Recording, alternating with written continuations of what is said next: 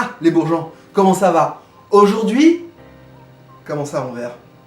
Je suis en train de dépolluer l'air là. Ouais, mon verre dépollue l'air.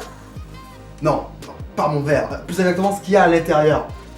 Ça, c'est de la spiruline. La spiruline est une algue absolument magique. Et nous, vous savez qu'on adore la magie. Hein, les mages, tout ça, hein, voilà. Cette micro-algue est l'un des plus anciens organismes du monde. Mettez-lui un peu d'eau, des nutriments, de la lumière et surtout du CO2 et elle se multiplie à une vitesse phénoménale. Et comme toute algue, le CO2 qu'elle absorbe, repart en O2. Hein. Transformation du monde, tout ça. L'algue les plus anciennes du monde.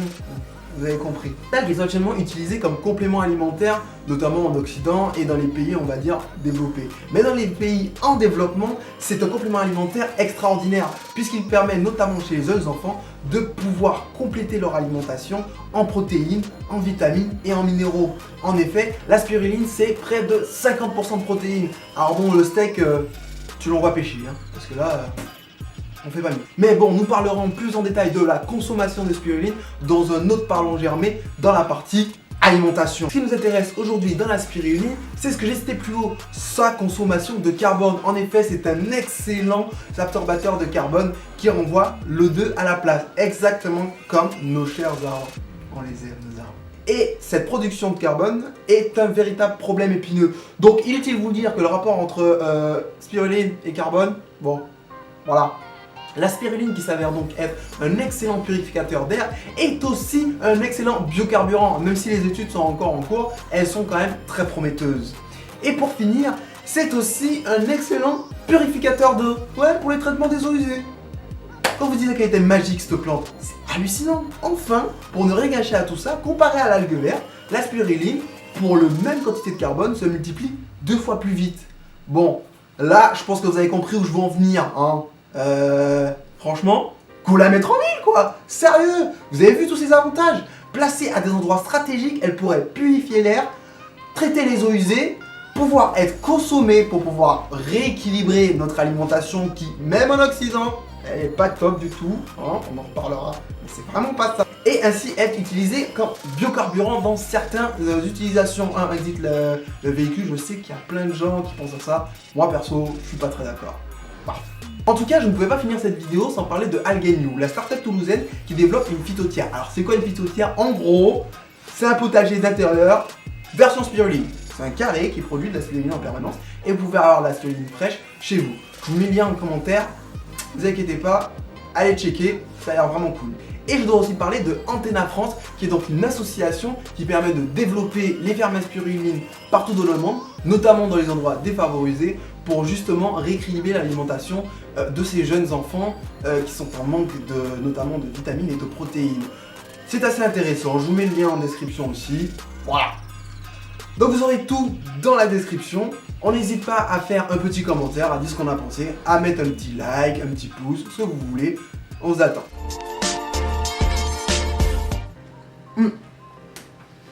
Salut les germés, et aujourd'hui on parle burger. Vous devez sans doute le savoir, mais je suis végétarien et moi j'adore le burger avec tous les fast-food. Quand j'ai commencé à être végétarien, ça a été la galère pour trouver un bon burger. Donc du coup je me suis mis à faire mes steaks moi-même. Sauf qu'au début, c'était pas ça, hein, c'était pas ça du tout.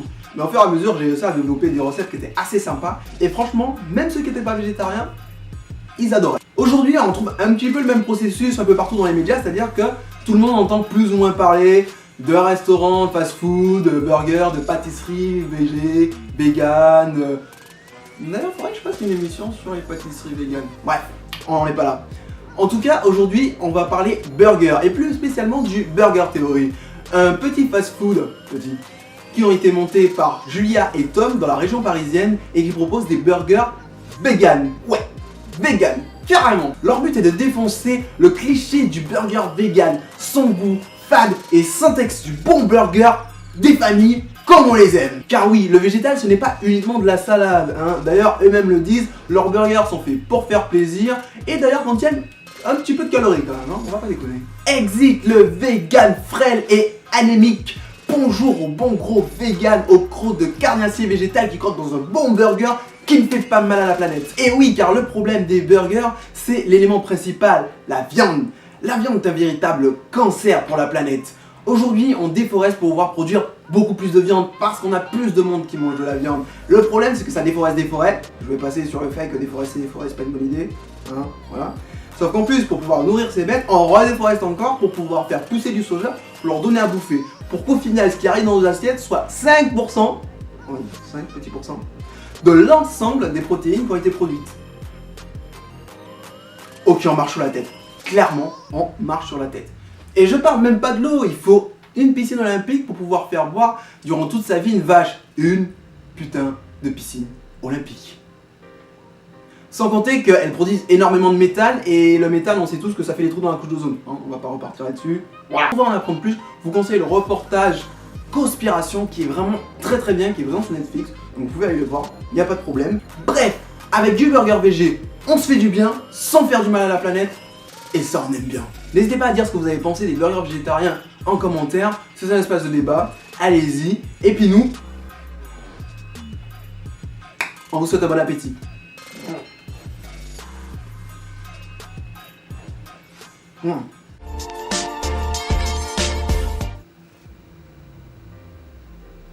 Les bourgeons, justement. Aujourd'hui, on va parler jeux vidéo. Alors, vous connaissez sûrement Ankama pour ces jeux comme Dofus, Wakfu la série, Wakfu le jeu ou encore Crossmag. Chez les Germains, on adore complètement le travail que fait Ankama. Franchement, ils ont une patte artistique qui est absolument formidable. Ils font des jeux qui sont très bien.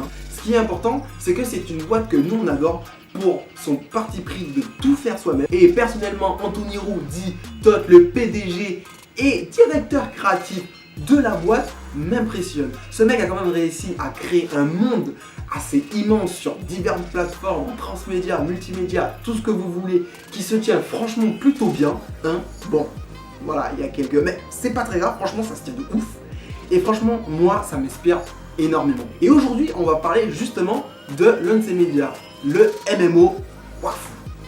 Alors, MMO, ça veut dire un truc barbare pour dire jeu online. C'est un jeu online où les joueurs vont incarner un personnage qui va évoluer et interagir dans un monde ouvert. Wakfu se passe donc dans la trame principale d'Ankama, c'est-à-dire un univers fantastique dominé par 12 dieux principaux où il y a divers mondes et l'aventure des joueurs va prendre place dans ce monde des 12 sur une planète en particulier. Les joueurs pourront incarner un personnage. En plus de ça, ils pourront évidemment exercer un ou plusieurs métiers qui vont avoir besoin de matériaux que vous allez pouvoir récolter dans la nature. Et c'est là que vient l'originalité de Wakfu, puisque Wakfu met en place un écosystème, donc des mécaniques écosystémiques. C'est-à-dire que pour récolter certaines ressources, mis à part le minerai et le poisson, va falloir les gérer parce qu'elles ne sont pas infinies.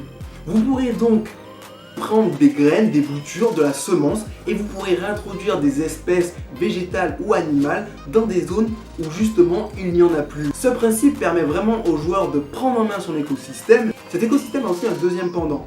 Les chefs de clan qui sont sur certaines zones vont vous donner des missions qui ne seront pas toujours liées à l'écosystème. Tuer des monstres, c'est pas forcément super friendly. Mais bon, soit vous pouvez les suivre et gagner des bonus, soit vous ne pouvez pas les suivre et vous n'aurez pas de bonus, tout simplement. Alors, qu'est-ce qu'on en pense de ce système? Nous n'allons pas parler du jeu en règle générale, mais plutôt de l'écosystème. Il faut savoir que moi, j'ai été joueur sur les premières bêtas fermées. Et pour vous dire vrai, putain, c'était bien.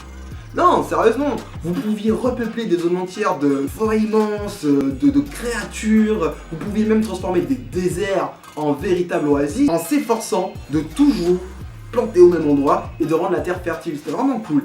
Au fil du temps, je comprends pour certaines, voilà, pour des principes de développement, certaines caractéristiques ne sont pas restées. Maintenant, on ne peut planter que certains endroits et la terre reste plus ou moins tout le temps la même chose. Mais il y a quand même tout le système de météo, de pluie, de chaleur qui est mis en place qui permet de savoir à quel moment récolter ou pas. Cette mécanique d'écosystème est vraiment une bonne idée, mais ça impacte quand même très peu les joueurs. La plupart du temps, c'est juste en récolte, bon, on a un truc un peu méchant, c'est pas très grave. Et surtout que la récolte permet en jeu de pouvoir vraiment avoir beaucoup de sous, alors que planter et sauvegarder des espèces, moins. Ça, c'est des mécaniques de game design que je ne prendrai pas en compte là. Le principe d'avoir un écosystème dans un jeu, c'est vraiment génial. Imaginez pouvoir replanter des espèces disparues, pouvoir garder les dernières semences d'une dernière espèce qui est pourtant indispensable à l'économie. C'est ça ce que propose Wakfu. Même si je vais mettre un petit point, voilà, c'est pas exactement ça. Hein. Bon, il y a des joueurs très haut level, très bas level, toutes les mécaniques de MMO qui rentrent en compte, mais en tout cas dans le principe de l'écosystème, c'est vraiment très très bien.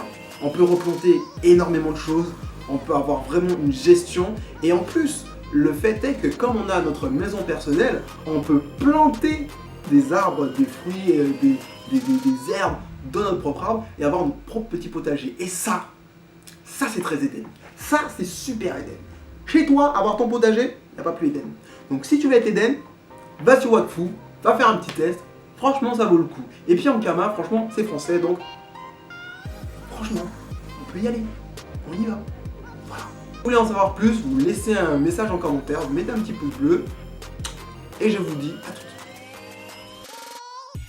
En tout cas, merci à tous d'avoir suivi cette vidéo, c'est avec un grand plaisir à chaque fois qu'on regarde vos commentaires, donc n'hésitez pas à lâcher un petit commentaire, à mettre un petit like, un petit pouce, comme vous voulez, c'est toujours avec plaisir. En tout cas, si vous avez besoin de plus d'informations sur l'un des sujets, pareil en commentaire. Si vous avez envie qu'on parle de certains sujets, allez-y, on pourra traiter des sujets que vous voulez, bah tiens voilà. Posez-nous les sujets que vous voulez pour le prochain ou encore celui d'après, Parlons Germé, et on verra si on le met ou pas. En tout cas, merci beaucoup. Et puis je crois que petit pouce, on va y aller. Moonwalk.